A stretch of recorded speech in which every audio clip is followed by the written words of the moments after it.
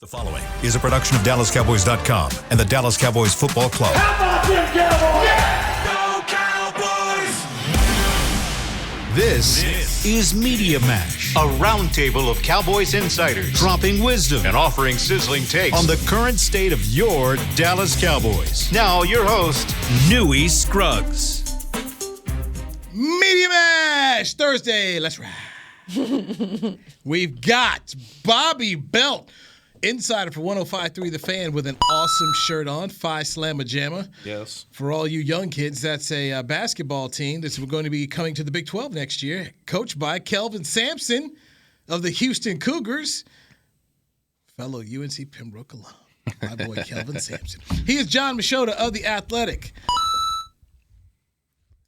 Man, I don't think that's a current Cougars thing. I don't even want to hear it, so just leave me alone. I'm in a bad place on that particular topic. I'm sure you so are. Thank man. you. You guys gonna win a game again, or? Hell if I know.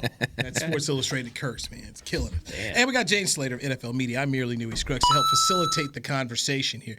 Machota, you and I may watch them talk like we watched Clarence and Nick talk. So yesterday. So we may have that going on I'm here. fine with that. Practice report here. Who's missing? I don't have an updated one yet. Okay. But Mike McCarthy said this morning. Yeah, Mike McCarthy said this morning that there's probably gonna be some other guys added to that illness list. That includes Trayvon Diggs and Michael Gallup, who did not practice today. They are going to take part though in some meetings virtually. But yeah, it sounds like they're still dealing with that bug a little bit. That they won't specify. Yeah. Thank you. I was going to say, and he won't tell. Is it COVID or not? I don't know. I mean, we don't know. Okay, who in the NFL? I could be wrong. I'm not following all other 31 teams, but who in the NFL is saying COVID now? It's COVID-free. It's COVID-free, baby. Everybody made it through the playoffs? Every single playoff game, Super Bowl, all that? None of it? I just think that everybody is kind of not. It doesn't exist anymore. Everybody needs a Robitussin. That's all. But you know what's the thing here, though? Some Tussin. It's not even the name brand. I think people are assuming that every one of these is COVID because it's being kept on this like low thing. But I think some are. But I think a lot of them are a flu. I'll say I know. I had it. I missed the Minnesota trip because I got the flu, and I will say, and I know this is the common it's going around, but it really is. The flu has been going around. I know so many. I know a dozen people. I know a dozen people who have had it lately. I had a friend that literally passed out from it a couple of weeks ago. It's pretty scary. So people forgot about the flu, but we were wearing the mask, and I don't know about. I wouldn't recommend this. I mean, I'm no doctor, but my doctor told me last year it was safe to do my booster shot plus the flu shot. Wouldn't recommend. I was about as sick as I've ever been. There's some positive, though, injury news, I feel like, especially from McCarthy's press conference. You don't want to keep talking about vaccines and stuff? Sure. Okay. But before we get back to that, Anthony Barr sounds like he's good to go. Like he'll be able to play this Sunday, and that kind of surprised me because that hamstring injury that he re-aggravated a week ago. So you have Anthony Barr looks like he'll be back. We saw Tyron Smith out there again. He continues to look like he's getting closer. J-Ron Kearse, he had the shoulder injury in that game on Thursday. Looks like he's going to be back. So I don't know that there's the injury issues as much as it's the illness issue. Here's a question I have. So if Anthony Barr can go, and he does go, does Takk McKinley play this week? Good question. I don't think so. Who's he filling in for? Basham? All those snaps Terrell Basham was getting? All 8 of them or whatever it was? That's what I'm asking because I thought, okay, Takk probably gets to come up this week, but now you'd say Barr's going to be good to go. Yeah. So, who's up and who's down? Doesn't that just inactivate a linebacker, though? That has more impact directly on the linebacker group, I would think. So that would have somebody else down from that group. But the thing I'm more interested in with the Barr thing is what it's going to do to Damone Clark and how that rotation changes out and how they choose to play that. Because when Anthony Barr first went down and they have Damone Clark play just like 8 snaps against Green Bay, I think they saw when Micah Parsons got neutralized essentially in that game that they're like, okay, we can't have that happen again. So even though we don't want to necessarily play Damone Clark a ton of snaps coming off this injury, we're going to have to do it. We can't just take Micah Parsons out of the pass rush plan like that. And so he's played a lot of snaps at linebacker. Sometimes it's good, sometimes it's not. I think you can see a lot of the raw natural ability that intrigues them, but he's still kind of finding his sea legs a little bit. Yeah. But I will say that I feel like it hasn't been that much more consistent with Anthony Barr this year either. Sometimes it's looked really good, sometimes it's looked really bad. And so I'll just be interested to see how they approach that rotation. Jane? Cosign. Excellent. One of the other things to come out of the locker room in McCarthy this morning was him talking about how yesterday was a bad practice. It just wasn't very good. Yes. And Dak said today that he said that today's practice was much better.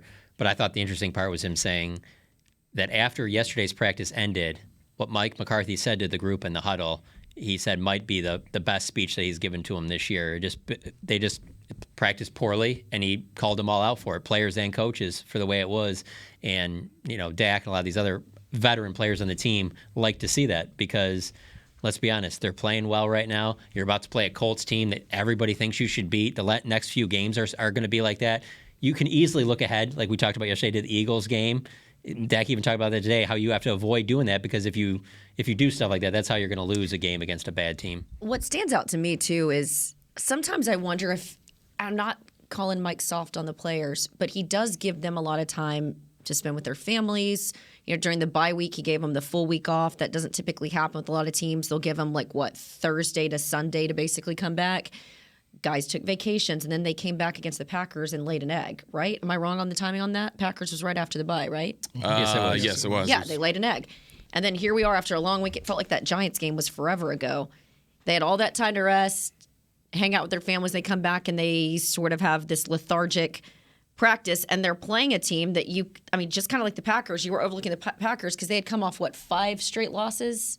Yeah. Heading into that game? Yep. And now you've got the 4-7-1 Colts who fell apart, had 3 timeouts on their final drive in the final minute of the game. So can you imagine if the Cowboys had the last 2 games they did and then against this Colts team, the Colts decide that they're going to catch fire? I don't see it happening. But we didn't think the Packers were going to catch fire. I mean, Matt Ryan's no Aaron Rodgers. But I'm just saying, sometimes I feel like this team can rest on their laurels. And we keep talking about the focus, and we can get into the penalties at some point. We keep talking about the focus, but I feel like the focus really lacks when they're playing some of these teams that feel like on paper they should handily beat. Well, and Micah said, "What's that look for? Why are you giving me that look, Nui?" Micah's I'm listening. You're not used to a man just sitting here listening at you, staring intently into your brown eyes. Never. Okay, that's what I'm doing, Jane. You're engaging. I'm engaging. I'm listening. Micah said yesterday that. They know that pretty consistently, though, that's one of the challenges they face is that they're going to get every team's best shot generally. Because it's every team can easily get up for the Cowboys.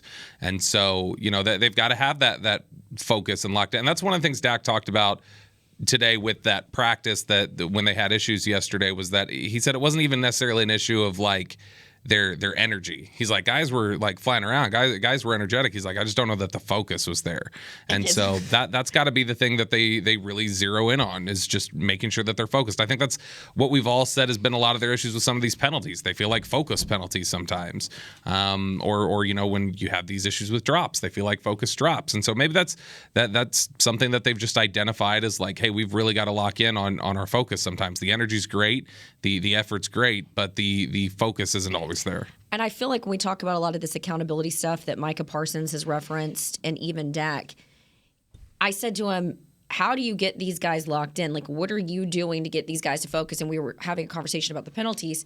He said, I can only do so much. I don't go home to a wife and kids. Some of these guys do have a life outside the facility. So you hope when they're in the building, they're giving you their best. I mean, I get the sense that because he missed the amount of games, and that's just who Dak is as a competitor, he feels very locked in this year, particularly in this stretch. I think when you talk to him, he talks about how special this team is. One thing that he brought up yesterday was talking to defensive coaches more than he ever has in his career here. The conversations he has with Dan Quinn, the conversations he has with Joe Witt, with Aiden. I always say Aiden Dirt's. Adding dirty. Man, I screw it up every time. It's okay. But the conversations that he has with those guys and how it helps the team. So he knows how special it is. I think the frustrating part is how do you get an entire locker room to lock in? And I'm not saying that they aren't. I'm just saying it seems like consistency seems to be an issue for some of these guys. When you said about Dak, I can't remember how you worded exactly, but him wanting, playing well and wanting to be there for the team and doing all that stuff, it just made me think of, he's never said this, but there's also got a part of him that is loving being out there right now and playing healthy. Agreed. Because it's one thing that you can almost take that for granted in your career when you're just like, no, I play 16 games every year. And then it's just one injury after another to a point where you're just like, what is it going to be next? And now you're out there these last few weeks playing healthy football. That's got to be a lot of fun for somebody. I don't see him taking any of these games for granted. Not that he would before, but specifically because of all these injuries he's had to overcome. Yeah, and when he came back from the injuries last year, when he'd bounced back from them, I felt like you'd watch the way he played it. It still didn't feel like he was totally comfortable in his health and comfortable in his own durability. I feel like this time that he's come back, it's, there's no limitations, and he's fine, bowling his shoulder and just saying, I think he's reached a point after those 4 or 5 injuries over the course of 18 weeks or whatever, spread over a couple years, 18 weeks of play. I think he feels kind of like now it's just like, you know what, I can't play timid. I can't limit myself. I just need to play my game. And I think he looks comfortable doing it. I watched that hour-long video that your boy did, Kurt Warner. I know you guys have a good relationship. Yeah. He does those breakdowns of different quarterbacks, and I watched the one he did. It was basically on Dak, but it was after the Packers lost, and there were just little throws and things like that. He's like, Dak makes these all the time. This one's just off, little things like that. And again, Dak's never said this, but I think that it could be some of that in your head, like worrying about hitting your hand on a helmet or something like that happens normally, but that's usually when you don't have screws in your hand. You're not, because I haven't noticed him. When you watch that hour-long breakdown that Kurt Warner did, I haven't noticed Dak look like that the last few weeks. It's interesting when they're winning, we're looking for stuff, trying to find something. And look, they're not a perfect team. There's going to be things you point to. I kind of want to pick back up on what you had spoken about and go around the room here. What's your concern level of the penalties? Another Thanksgiving Day game, multiple flags out here, and it's good enough for you to beat the Giants. But, you run out here with 10, 12 flags in a playoff game, it's going to be a problem. I've had some interesting conversations with the guys because, we've talked about it last year, most heavily penalized team. This year, they're averaging 7.5 penalties. They're number 2 behind Denver. Yeah, number 2 behind Denver. That's right. And the reason why it's an issue is because when we talk about the third down conversions, a lack of creativity from the playbook, all of that goes out the window when you're getting behind the chains. And so it's limiting what they would typically call, in a 3rd and 3 situation. Now it's a 3rd and 15. I do think the cadence is an issue because you didn't have Dak there with some of the younger, offensive linemen, and he didn't play in the preseason. So I still think they talked about it this week, having even coaches and individual drills mimic the cadence so they get that down. Okay, that seems simple. The other thing I thought was interesting was I had a player tell me they thought in the Giants game that they were mimicking the snap count, the defense, which defense can't do, but they were noticing that a lot and it wasn't getting called. So I thought that was kind of fascinating. John? But, just one other level to this. We were joking with Ezekiel Elliott about the fact in the Minnesota game, they only had 6 penalties for 39 yards, and that's because they were on a silent count. And so I said to Zeke, I was like, well, why not just do a silent count? And he was joking, so you're going to reinvent football. You don't do that at away games. And I'm like, or at home games, I said, I hear you. But then he came up to me in the locker room, and it was kind of funny. Zeke goes, hey, that actually wasn't a bad idea. I see your logic there. He goes, go talk to Dak about it. So I sort of asked Dak about it, and he said, I see what you're saying, and actually, and I got it confirmed, the Cardinals do a silent count at home. They're going to do it this week at times against the Patriots. But he thought ultimately other teams would pick up on it. That's why he said, ultimately you're going to get the head nods. Opposing defenses are going to see that. So, but I got the sense that by Zeke coming back up to there when you asked by the fact that Zeke came back up to me, it was not a bad idea. It's they're still trying to find solutions themselves. Maybe you got to think outside the box. There are no bad ideas. That's what I thought was interesting about the conversation. Not hey, Jane, you've come up with a great idea. It's more, we're actually looking for any ideas.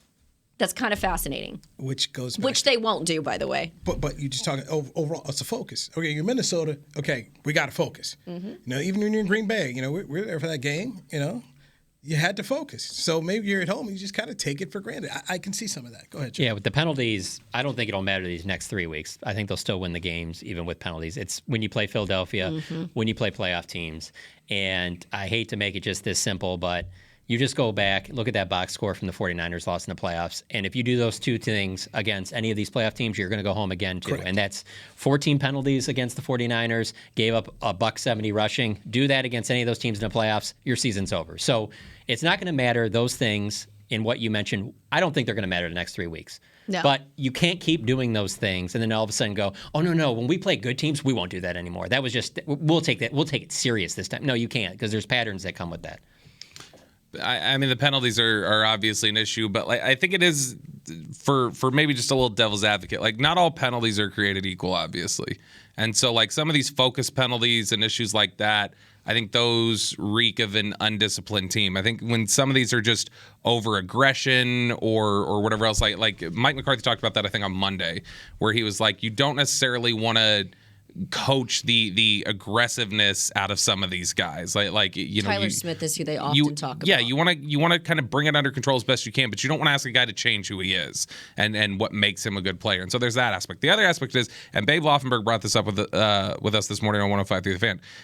2013, Seattle, Denver, two teams go to the Super Bowl. They were the two most penalized teams in the NFL. A couple years ago, Kansas City was like the second most penalized team in the NFL. They win the Super Bowl. It's not always an indictment that just kills your season.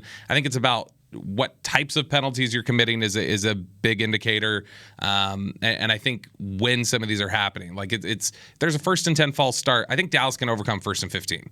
If there's a 3rd and 7 false start or a 3rd and 7 holding, it's like, okay, that's where you're putting yourself in some really bad positions. I'll just say this: since I've covered the Cowboys going back to 2011, there's never been a time like there has been for me this last year where I'm looking at who's the ref crew that's calling this Cowboys game? Yes. You just would never do that. And now it's like that's gonna dictate. I remember going into the 49ers game, that was what, this is a crew that calls a lot of penalties, and you're just like, that's not going to be good for the Cow. I just don't remember that would ever. happen to the Saints all the time. I just don't.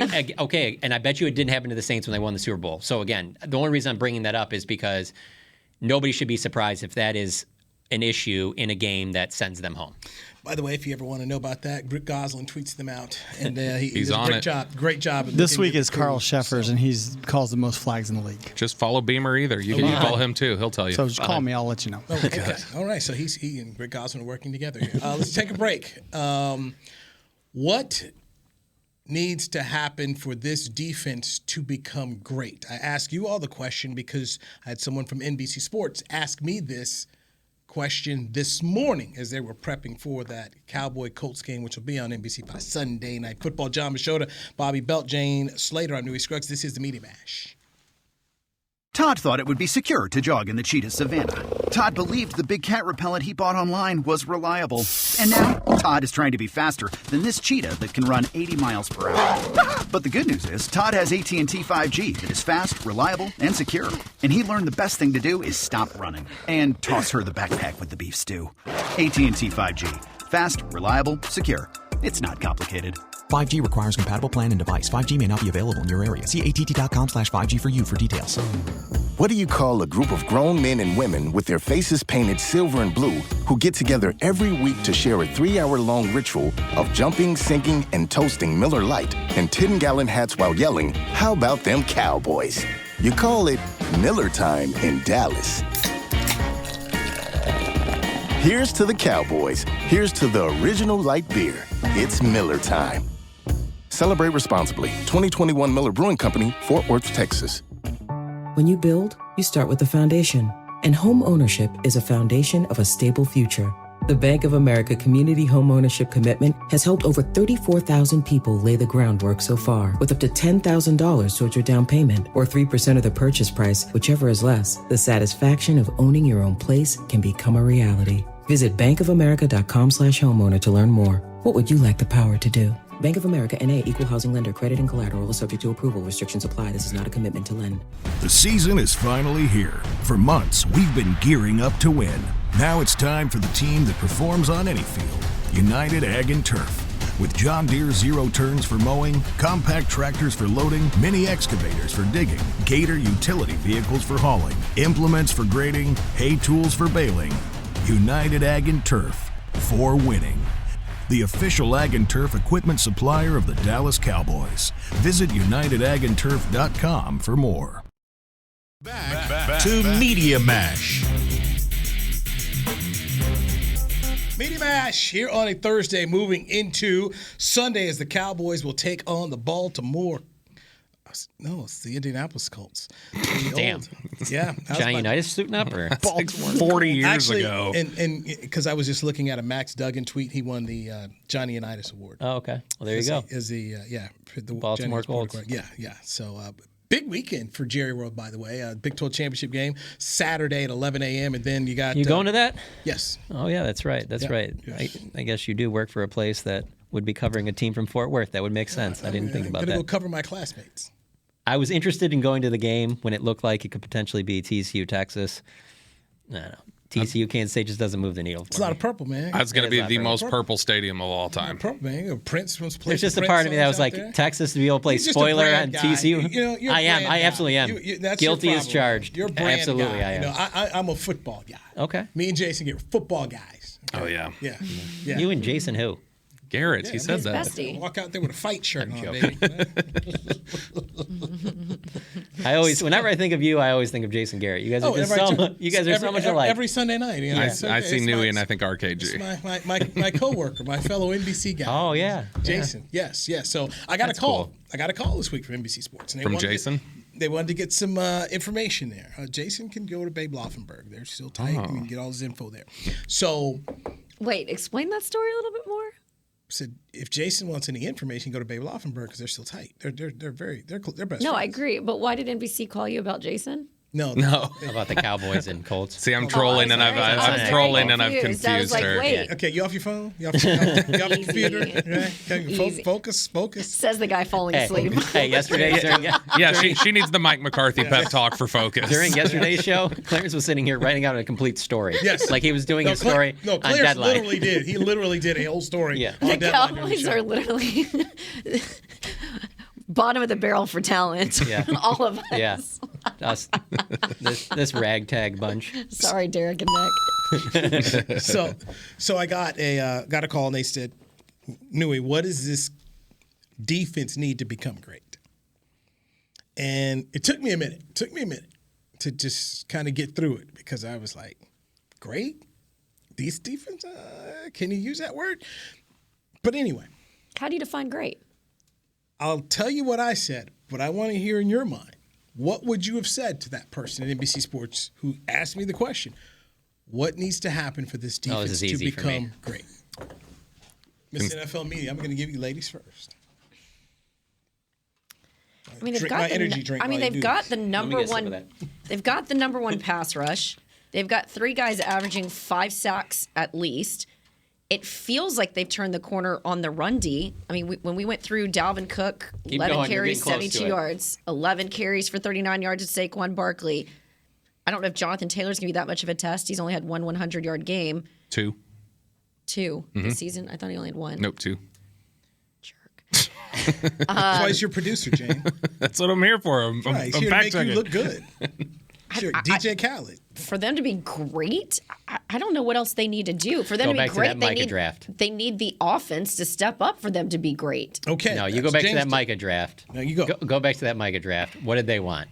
They wanted another corner opposite Diggs. If you get another shutdown corner that would be taking the ball away opposite of Trayvon Diggs, obviously not many teams have 2 shutdown corners. I'm saying, but if you got that on their side, and I like Anthony Brown. I think Anthony Brown's fine. I actually think if Anthony Brown was to go down and you had to go with one of those other corners, I think that would be a major problem on this team. I agree. I'm just saying, but if you're in your scenario where you can take it one step higher, let's pretend that they already had Micah Parsons on their team. If you add like J.C. Horn on the other side or Patrick Surtain on top of that, I think this defense would be great. All right. But you would have given up Micah Parsons. No, I'm saying if you already had him on the team. I'm just saying, in a perfect world type thing. What would make them great, give me either Anthony Brown starts figuring things out, which he's been fine, but he's not been as good as he was last year. Give me Anthony Brown as good as he was last year, or figure out the run defense. Because I still don't think you figured out the run defense. You were better against Minnesota, but they also had to throw the ball a lot. You were still giving up like 6 yards per carry in the little bit that they had to do it. Giants was more effective. Yes, they were more effective this last week. That's good. But I got to see it for a couple more weeks. So I think consistently taking away efficient running games, because you're not getting a whole bunch of volume runners, but they're efficiently running the ball on them. I think they're 25th in the NFL in yards per attempt allowed on the ground. And so fix that or get Anthony Brown play more consistently. I think that helps a ton. Let me be clear when we said that believe me, I'm factoring this in. Micah has to be on the team because Micah is what makes them great. 100%. You can be good without Micah Parsons. Micah gives them a chance to be great. I would not take any defensive player in the league over Micah Parsons. If you didn't have Micah Parsons is probably a better question. If you were to lose him to an injury this year, I think you'd still be a good defense, Why but even I don't put think out that into you'd the have. universe, guys. Come on. I'm just saying. Well, like, I mean, that he's played through injuries, so He yeah. to me is losing your quarterback on defense. He'd be like no question. losing Dak Prescott because he allows other guys around him to be great because you allow him to roam. And as he said yesterday, I've only got one job: get to the quarterback. That's his. He talked about how every week when he heads into a game, his biggest focus is get to the quarterback. That's his assignment. So, and God, I hope that doesn't come back to bite me just by, to your point, putting that in the universe. No, I think you put out a jinx. You're good. What's yours? What I said to the person was, there's no such thing as a great defense that can't stop the run. You know, you talk about the Giants in 86, the Bears in 85, the Joe Green Steelers teams, the Dallas Doomsday defenses. You weren't running on them. And that's what they have to fix. And I said, they're now getting the opportunity during this AFC South Classic of 3 straight games in a row, and they get to Philadelphia. You need to show that you can stop the run. And if you can stop the run, then, hey, you can be great. But I just don't know. I mean, maybe somebody tell me if I'm crazy. No, I agree with you. I think they have the talent that and with Dan Quinn, I think they can get to a level where they'll never be the top run. I think they can get to a level where it's good enough to pair with an elite pass rush defense. And again, going back to your point yesterday thing, it's the James Harden thing. If you can just get everybody bought in, you know the talent's there. You just got to get them bought in to do that one particular thing. Let me ask you the other question. Can you have the number 1 ranked pass rush if you've got a top 10 run defense as well? Like, aren't you giving up something in order to be great at something else? 49ers don't give anything up. No. 49ers are good across. The biggest thing is that they can't be so soft on the edges. That's been their big problem. The defensive end opposite DeMarcus Lawrence has given up the edge way too often this year. And I don't know that there's an easy fix for that. No, running on the perimeter is clearly what's been their biggest issue. That's how you attack them. When that Ndamukong Suh deal went down with him signed with the Eagles, and there was a lot of people on Twitter. that doesn't fix the problem. Yeah, that's not fixing the problem of what for this particular team. So that was just my opinion there. And then the other question was asked to say something. You know, what can you say positive about Mike McCarthy and the coaching job he did, and that was easy. For me, that was easy. I talked about. I thought you said that wasn't easy. That's what I thought he said initially. We all heard it. Okay, here we go, Newey. No, that was easy. I mean, I rolled off a bunch of superlatives. I talked about Cooper Rush out of the gate. I was like, okay, how many guys are going 4-1 with Cooper Rush as their quarterback? The only loss to a team who at the time was unbeaten, the Philadelphia Eagles. A lot of people say it's the number 1 team in the league right now. You have not had your left tackle play. Your starting running back has missed time. Your starting tight end has missed time. 2 of your safeties have missed time back there. You've had to go out here with rookies like Jake Ferguson and Peyton Hendershot and get contributions from them. I just listed the thing of how many guys they've had to play and how they've had to develop players. Tyler Smith, who didn't spend any time at left tackle. I said, you've got to give him credit there. I talked about the McCarthy situation. We all went into training camp saying, hey, man, call a realtor, be ready. Yeah. Sean Payton could come in here, Dan Quinn. We got people lined up for this man's job. And Jeff Saturday. I think he was put Charles Haley out there before they put Jesse around here. But Mark Colombo is going to come in. No. It would be Marcus Spears as the equivalent. There we go. Yeah. Riot about they bring that dude back around for anything. Mark Colombo? Yes. Let's not deep dive. I'm a Mark Colombo stan. Oh, well, this table is definitely divided. Oh, don't give me that look. I love everybody, personally. Okay, Bobby. Thank you for that, Bobby. You must not have been dealing with Colombo too much at the time. But I love everybody. Anyway, it wasn't hard to nail off a bunch of things about Mike McCarthy and what he's doing. The kicking situation. We love Oxnard, man. I had no hope. I remember somebody drafted Maher in our fantasy league, and I just laughed at him. What are you doing? Guy's crushing it right now. No, he's my kicker now. We picked him up. Picked him up on my fantasy team. So, I mean, he's just – and I also talked about the culture. I said, this guy's culture is good around here. And while I didn't take a shot at Jason Garrett since he worked at NBC, I did say he's about to do something that we have not seen around here since the 90s. They're going to win 10 games. They're going to have back-to-back 10-win seasons since Switzer was the head coach here. We're and with all of, to your point, the injuries, the starters, like we had the Indianapolis Colts, Lara Overton, on our show, and she was talking about the struggles of the offensive line. You know, they don't have their left tackle. They've got a rookie at left tackle. They've got a second-year guy at on the right side. I'm like, that's what the Cowboys are dealing with. You know, you haven't really had a serviceable quarterback in Matt Ryan this season. You had to bench twice and bring Sam Ellinger in. And so you just look at some of the things that Mike has overcome. And I also think the Leadership Council, those guys bring up that Leadership Council so much. And the Cowboys had that on some level, but as it was described to me by someone in the building, and again, I'm not trying to take shots at Jason Garrett, he would ask for your feedback but not really want it. Like one of those guys that says, you know, I'd love your opinion on this, but they really just want you to validate the opinion they already have. And it sounds like when you hear these guys talked about Mike McCarthy, he's always like, all right, that sounds interesting, with the exception of the ping pong table that I think got removed for Micah Parsons. But it sounds like, for instance, the penalties, I think Clarence wrote about it today. We were talking to a player who told us, if you create a penalty out here on the practice field this week, you sit out on the play. You're bringing up that was a suggestion of the Leadership Council. And so it's just those little things, I think, that go a long way with some of these guys. Good stuff. Good stuff there. So I was very complimentary of Mike McCarthy. I also spoke about Dan Quinn and his ability to handle that situation here. And he spoke about, hey, if I was a younger coach, or with the press conference, if I was a younger coach, I'd had some issues with how Jerry went about the situation, but he didn't. So, and I had this stance now, because when people talk, well, you know what, they don't win in the playoffs, is he gone? I said, I know this. Mike McCarthy will be coaching somewhere in the National Football League next year, whether it's the Dallas Cowboys, whether he's coaching Carolina, Denver, Indiana, any of these jobs that are going to open up. If Mike McCarthy's not coaching here, they would be wise to get him, because what I have seen, especially since that first year, I know Cowboy fans get frustrated, but I really don't understand how you can't, because I can emphasize this enough. They're going to win 10 games. With all of their setbacks this year. And think about what they did last year with all of their setbacks. That's what he did in Green Bay. That's coaching, man. That is good coaching. And I think sometimes we can – it's funny, man, how this works. And Ryan Day over at Ohio State's going through it right now. People have forgotten the dude's lost a total of 6 games because of 2 he lost to the same team. Well, and people forget about all that. Too.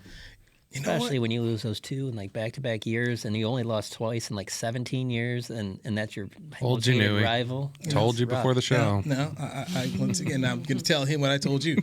I lived in Cleveland during the John Cooper years. Yeah. These ain't the John Cooper years. I understand that, but there are people like Ezekiel Elliott who never in their life have they ever even thought of that as being a real serious rivalry. Mm-hmm. So now all of a sudden it looks like that. Well, ask Texas fans when John McAbee came to town how many rivalries just went down the drain. Rice, TCU, 29-year streaks, and it's cycles, man. It happens. It happens. But once again, it just shows you how tough these jobs are, and then where you're at. Ohio State, the Cowboys, you get no grace. They give you no grace. Oh, man, you lost twice? Get at it. I mean, it's about hiring Luke Fickell. Like, really? But that's the nature. You don't win here.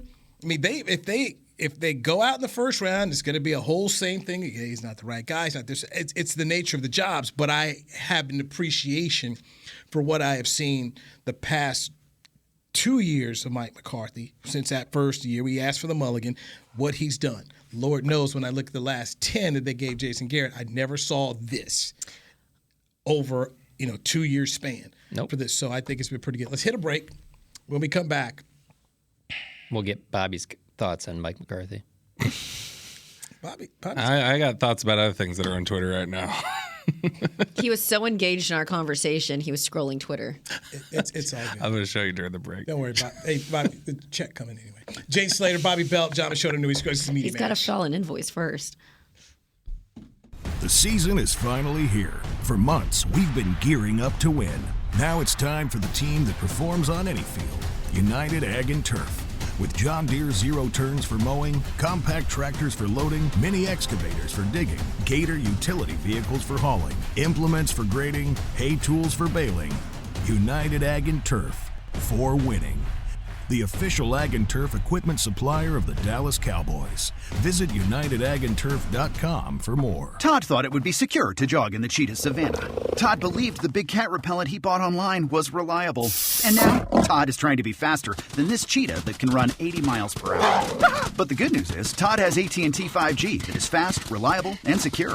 And he learned the best thing to do is stop running and toss her the backpack with the beef stew. AT&T 5G. Fast, reliable, secure. It's not complicated. 5G requires compatible plan and device. 5G may not be available in your area. See att.com/5G for you for details. This sweet! Did you get to work on time? Yeah, but I just realized it's Sunday. Little Sweet says head on home. Dr. Pepper's on its way. So sweet, unique. Baby, there's nothing better. I bet you've probably done something that deserves a Dr. Pepper. Did you invest your nest egg in an NFT? Yeah, and I don't even know what that is. It's a non-fungible token. Everyone's done something that deserves a Dr. Pepper. When you build, you start with the foundation. And home ownership is a foundation of a stable future. The Bank of America Community Homeownership Commitment has helped over 34,000 people lay the groundwork so far, with up to $10,000 towards your down payment or 3% of the purchase price, whichever is less. The satisfaction of owning your own place can become a reality. Visit bankofamerica.com/homeowner to learn more. What would you like the power to do? Bank of America N.A. Equal Housing Lender. Credit and collateral is subject to approval. Restrictions apply. This is not a commitment to lend. Back to Media Mash. Media Mash here on Thursday. Jane Slater of NFL Media, Bobby Belt of 105.3 The Fan, and Jane Slater's producer over NFL Media. Yo. John Yo. really athletic. He's outgrown me, man. He's like, he's everywhere here. Thanks for still showing up and helping me. Media look mogul. How does that work on your Speaking Sundays? of outgrown, this man up here on the TV. How does that work on your Sundays with Jane here? Like if it's a noon or a 3 o'clock, I'll get there at 6 a.m. and then we'll start doing live shots around 8:07, and then do live shots all the way up till noon. Then if it's 3 o'clock game, we'll start shooting practice footage up till 3, watch the game, go back down after the game, interview whoever won, and then we get cut from NFL Network, and then I start pulling locker audio for the fan, and then do the post game. And then Brian and I record after the post game ends. He's a machine. Yeah. Sounds like fun. That's more work than her. It's a lot. I have to get up 2 hours ahead of him to get pretty. She does. She does. And still shows up an hour late. She chose to do that. I mean, you don't have to do that, Jane. You can choose to. You're fired. I'm kidding. I'm kidding. I'm not even kidding. My wife has told me. Send applications. My wife told me working with Jane has made me a better husband. She said that. She said because you have to look out and make sure she doesn't like her hair's right, and this. She's like, it makes you. It has you notice more things about me. And I was like, I okay, also tell cool. you that you need to spend a little bit more time at home with Kristen. You do. And your girls, and you need to take care of wifey. Yeah, she's like my therapist When I say too. he outpunted his coverage, Kristen's a gem. I love his wife. It is. It's aggressive. Since you're just throwing shade. I'm not throwing shade at all. I think his first or second year, he's a really good gift giver. And so I wanted to get him something nice. And so I wanted to get him a gift card to get some professional button up shirts or whatever. And Kristen's like, I love that, but he's going to get very offended by this. And so it was our trying to get Bobby Belt a makeover was good times. I'm over here. Yeah. Well, Houston Cougars today. You don't like button ups? I was wearing my Yo MTV Raps shirt yesterday. She didn't like that either. He just likes to say provocative things and do annoying stuff. I mean, God Not bless. accurate. Kristen is literally a saint. I don't say provocative things. So for this During the Sunday, segment. since it's 7 o'clock game, what's the schedule still? 2 o'clock call time. I just got her call sheet. Yeah, we got a reprieve. Week 1, when it was Tom Brady, we had to be there at, well, I'll get there at 7:15 because our first live shot's at 8. And then we do the show until 12. And then that day I went home and tried to take a little power nap and come back. But that was a long one. And then remember, Dak got hurt. And then we were on that was brutal. And then I was out a little bit too late the night before, drowning my sorrows, Texas-Alabama game. And then I think that was the last Texas game I watched this year. I'll be asleep and in bed on most game days by 9 o'clock. You allowed yourself to think they were going to beat Alabama. I'm a dreamer. They should have if Quinn Ewers didn't get knocked out. I'm a dreamer. Oh, okay, Colt McCoy. Or if Sark just doesn't call the game like a coward. Okay. But my adopted team is TCU, so I'm looking for my Hypnotoad sweatshirt that's coming in the mail here pretty soon. I'm sure if you call Shout out Mark Cohen. I'm sure if you call Sonny Dykes, he will send you a nicest guy in the world. If you ask him for this, Mark Cohen's my man. Anytime I want a TCU hookup. He takes care of me. All right. So, John, on a Sunday for you, like this coming up night game, what's your day? What's your call time? What do you? Oh, I'm completely opposite of them. So like you guys will be sleeping before I even leave the stadium. I love working after the game, and there's like nobody in the press box. So do you ever grab a beer up there? No, never. Isn't it funny to you that some of the guys used to pour beers after the game? I mean, there are and then they drive home. I feel like most of the visiting do. media are the ones who take part in that because it's like, oh, this is a unique thing. I just have never been a one beer person. I've never been. I'm just going to go have a beer with friends or whatever. Either I'm going to drink or I'm not going to drink That's at all. me. Go big or go home. Exactly. So 7:30 game, I don't know. I'll probably get there around 3 or 4, but I'll probably be there. If they don't kick us out of the press box, I could probably be there till like 2 in the morning, depending on it. Really? Yeah. Because I do a podcast right after just so that my producer can get it up like while I'm writing. And then with The Athletic, there's not like, when I was at the morning news, when you're writing for a newspaper, there's a word count limit because you got to fill it into a space. Well, with The Athletic, you can write as much as you want. And so there's a part of me that's like, well, if I'm going to be here, I'm going to give every single thing that I can give. Look at this guy. And he so leaves that everything on print. Right, yeah, so that I can write something longer right after the game. So, yeah, people that probably want to read the game story that aren't going to stay up till 2 in the morning or whatever, when they wake up at like 8, that's like everything. So I'm not doing a follow the next day. I have everything that's in there, So the biggest thing that would make all of our jobs easier, and I know that you probably feel the same way, is if there was just some type of a transcription service that if you could just plug in the audio and then it transcribed it for you, which in 2022 you think that would be. And there are services like that, don't get me wrong. But the problem is that they're extremely inaccurate. I was going to send you. I send you the Jerry automatic transcript. But again, I'm very big on. I know. Nobody has ever, and nobody ever will tell me that I've misquoted them. I've always taken that very serious. So even if you send that to me, I'm gonna still go through it and make sure that I have like the quote right. But it gives you a shell to edit. It gives you a shell, yeah. But I'm saying 2022. You'd think that there'd be something by now. That boom, boom, boom. We're sending civilians to space. Right. Why don't we have this? Yeah. I will give you a quick shout out though. There is truly sometimes I want you to get a life, and I mean that in the best way possible. She says John. that to me too. Because literally, John lives and breathes content on his Twitter. Yeah. It's one of my favorite follows. Right. He's transcribing everything that is said in these press conferences, which I've sort of given up on these days. It's just because I found myself misquoting one this year. I thought he said bump and grind instead of on the bump and run. Like this okay, R. Kelly. My mind's telling me no. But you literally, I mean, you work tirelessly. I appreciate that. Thank you. I don't want you to change, John. No. I want you to keep living your best life. I just want to, and Jane and I have talked about this. This is funny. I don't know if I should bring this up, but I will. You should. One of our biggest regrets would be leaving this market and this team win a Super Bowl. Because they would just be looking back like, I spent all this time. I just wanted to cover the Cowboys win one Super Bowl. Like I got offered a move a couple of years ago when I wasn't going to bring this up. So things were a little contentious around here over that whole Mike Nolan defensive coaches report. And so I was offered Miami, Tampa, and Jacksonville, and I strongly considered it. But then I think we had this conversation. I'm like, it would be just my luck that I would, after 10 years of covering this team and the small market, the local radio and TV station, I feel invested. I've got sweat equity in this team. I would really love to cover Super Bowl. 100%. I feel the exact same way. Growing up in the 90s in Michigan with the Cowboys always on starter TV. jackets, Exactly. everyone had them. And just the thought that like I could even ever have this job to cover the team, and then for them to ever get back to even close to what they were in the 90s, and I get to cover that team.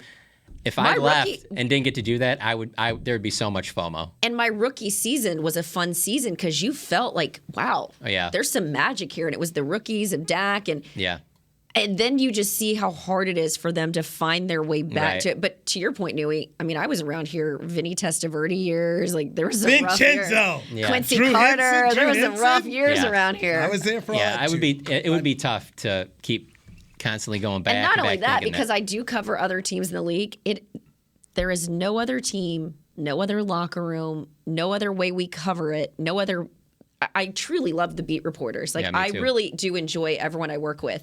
It's not like that everywhere else. And so I don't think people like Jason Garrett always says it's an honor and a privilege, to be a Dallas Cowboy. I feel that way sometimes about being a member of the media, and I think you do too. Absolutely do. Absolutely, 100%. Look at us getting all nostalgic and weepy about this job. I know what it's like to leave a market and watch everything. Oh yeah, we've talked about this. Yeah, Calvin Watkins does too. Happened. Yeah, I left Los Angeles 2 months later, the Lakers started the first of their 3 championships. That would bug me a little. Yeah, but that right there would bug me a little bit. But the part that really puts me over the top, because I forget about it sometimes, is like, man, that was right when USC started to roll in football too. I'm going down the list. Okay. You got a lot of run out of that Shaq impersonation on 103.3 though. Still do. Yes, sir. So you got that happened. So that happened. Mm-hmm. Paul Hackett gets fired. They hire Pete Carroll. I missed that.